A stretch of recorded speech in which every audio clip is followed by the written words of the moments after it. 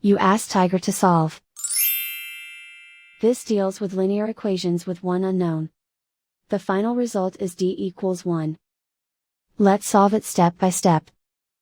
Simplify the expression. Expand the parentheses.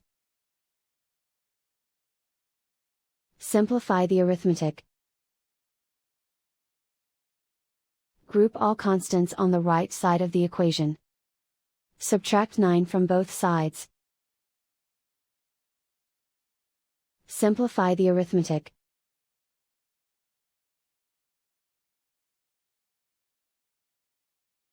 Isolate the d. Divide both sides by 3. Simplify the fraction.